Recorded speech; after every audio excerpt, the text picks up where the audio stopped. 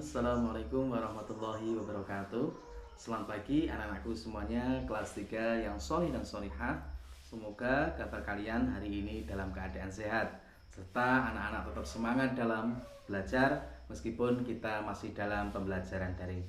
Anak-anakku semuanya kelas 3 yang saya sayangi, untuk hari ini kita akan masih belajar lagi untuk fikih.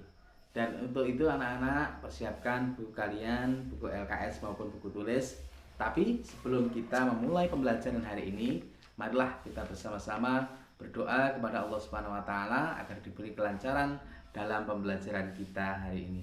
Berdoa, mulai.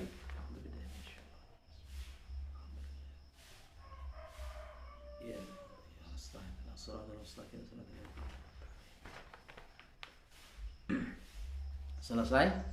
Semoga dengan bacaan Ummul Quran tadi dapat menambah kelancaran pada pembelajaran kita pagi ini. Langsung saja anak-anakku semuanya, setelah kalian mempersiapkan buku paket maupun buku tulis kalian, silakan kalian membuka buku LKS-nya halaman 3. Hari ini kita akan belajar mengenai syarat wajib dan syarat sah puasa. Nah, di pertemuan kemarin, di minggu kemarin, Pak Udin sudah menjelaskan sedikit tentang puasa Ramadan serta pengertiannya. Dan untuk video kali ini nanti kita akan belajar bersama-sama mengenal syarat wajib dan syarat sah seseorang melaksanakan puasa. Untuk itu anak-anak perhatikan penjelasan dari Pak Udin berikut ini. Yang pertama, syarat wajib puasa. Dalam puasa Ramadan memiliki syarat wajib. Syarat wajib itu syarat yang harus dipenuhi seseorang ketika akan melaksanakan ibadah tersebut. Syarat wajib puasa yang perlu kita perhatikan karena tidak semua orang wajib berpuasa Ramadan. Maka syarat wajib tersebut antara lain, jadi seseorang itu bisa melaksanakan puasa atau diperbolehkan melaksanakan puasa jika memenuhi syarat-syarat tertentu. Apa syaratnya? Yang pertama yaitu beragama Islam. Orang yang melaksanakan puasa yang pertama harus beragama Islam. Orang yang beragama Islam itu diberi kewajiban untuk melaksanakan ibadah puasa jika memenuhi syarat. Yang kedua, baligh. Ya, baligh itu sudah dewasa atau cukup umur. Pak, jika anak-anak bagaimana Pak? Apakah wajib melaksanakan puasa? Nah, jika anak-anak tersebut sudah mumayyiz itu anak yang sudah bisa berpikir, bisa membedakan mana yang benar, mana yang salah, maka tetap dia diberi kewajiban untuk belajar melaksanakan ibadah puasa. Jadi, anak yang sudah mumayyiz meskipun dia belum baligh, maka dia tetap diberi kewajiban untuk belajar, bukan wajib syarat-syarat, tetapi dia wajib belajar melaksanakan ibadah puasa. Karena jika puasa Ramadan ini tidak belajar dari sejak dini, maka akan kesulitan. Biasanya ada kalau anak-anak itu puasanya puasa beduk seperti itu. Dilatih seperti itu sehingga ketika sudah baligh maka dia sudah kuat untuk melaksanakan puasa 1 hari penuh. Selanjutnya, yang ketiga yaitu berakal sehat. Orang Islam yang berakal sehat dan juga sudah baligh, maka dia berkewajiban untuk melaksanakan puasa. Tetapi jika dia tidak berakal atau misalnya gila, itu tidak diberi kewajiban meskipun dia Islam sudah baligh. Tetapi ketika dia gila atau stres, maka dia tidak diberi atau dibebani kewajiban untuk melaksanakan ibadah puasa. Kemudian yang keempat, kuat melaksanakan puasa. Nah, untuk yang keempat ini, kuat di sini ini biasanya dikhususkan bagi mereka yang sakit atau orang tua yang betul-betul sudah tidak mampu. Misalnya, Udin punya orang tua dan orang tua tersebut usianya sudah sangat lanjut dan dia tidak bisa atau tidak kuat melaksanakan puasa, maka Allah Subhanahu wa taala memberi keringanan. Dia tidak diberi kewajiban untuk melaksanakan puasa atau dia tidak dibebani untuk melaksanakan puasa, tetapi pihak keluarga harus mengganti dengan dam. Yang kelima yaitu suci dari haid atau nifas bagi seorang perempuan. Nah, suci dari haid ini itu biasanya khusus pada seorang wanita. Nah, itulah anak-anakku semuanya mengenai syarat wajib dan syarat sah seseorang melaksanakan puasa. Yang B yaitu rukun puasa. Nah, untuk rukun puasa ini niat yaitu mengerjakan puasa hanya untuk mengharap ridho Allah Subhanahu wa taala. Ketika anak-anak mau melaksanakan puasa, maka yang pertama kali yang ditanamkan adalah niat. Niat ketika melaksanakan puasa itu harus kita lillahi ta'ala.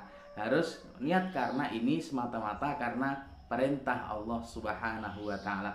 Tidak boleh misalnya niatnya ini agar nanti setelah selesai puasa diberi hadiah. Tidak boleh, meskipun orang tua kalian memberi hadiah, tapi niat di dalam hati kita harus karena mengharap ridho Allah Subhanahu wa taala.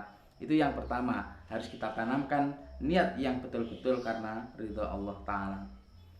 Untuk puasa wajib, niat harus dilakukan malam hari sebelum terbit fajar.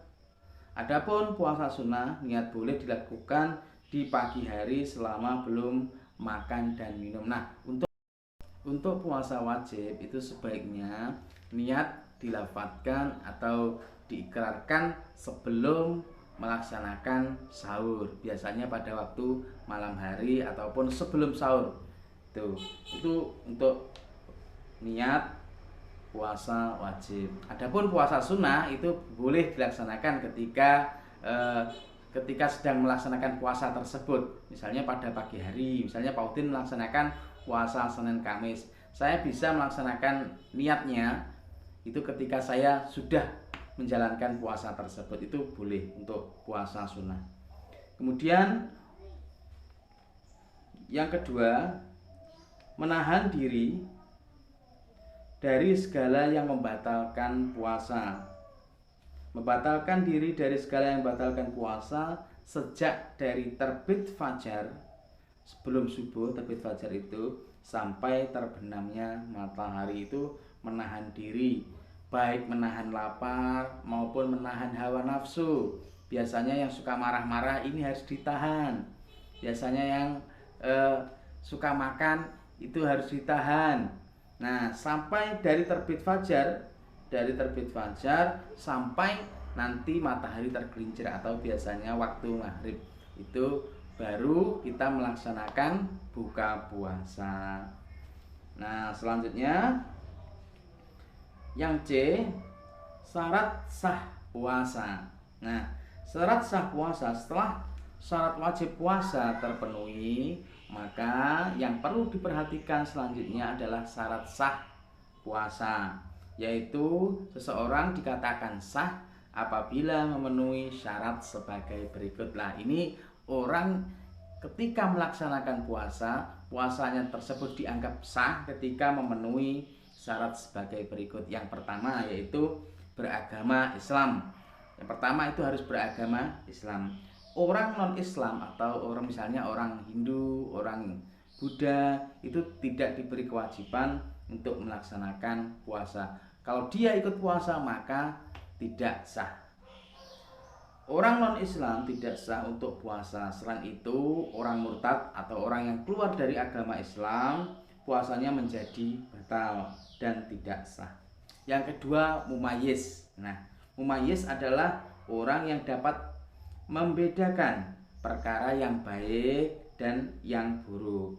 Itu seseorang ketika sudah mumayyiz, seperti kalian anak-anak, meskipun kalian itu belum balik, tetapi kalian itu sudah mumayyiz, bisa membedakan mana barang yang bagus, mana barang yang tidak baik, mana perbuatan yang baik, mana perbuatan yang tidak baik. Itu artinya dia sudah mumayyiz. Kemudian yang ketiga, suci dari haid dan nifas bagi seorang wanita. Yang keempat, pada waktu yang diperbolehkan puasa. Maksudnya puasa Ramadan harus dikerjakan ketika bulan Ramadan. Tidak boleh puasa Ramadan itu dikerjakan selain pada bulan Ramadan. Misalnya bulan ini kita mengerjakan puasa Ramadan, agar nanti ketika Ramadan kita tidak melaksanakan puasa itu tidak diperbolehkan. Nah, itu saja anak-anakku semuanya untuk pembelajaran kita hari ini. Dan untuk tugas hari ini, anak-anak silahkan nanti di akhir video meringkas materi yang Pak Udin slide-kan. Demikian pembelajaran kita pagi ini. Jika ada penjelasan dari saya yang kurang, saya mohon maaf. Akhirnya, Allahumma fiq ila aqwamit thoriq. Wassalamualaikum warahmatullahi wabarakatuh. Tetap semangat dalam belajar. Silakan anak-anak mencatat materi yang Pak Udin slide-kan berikut ini.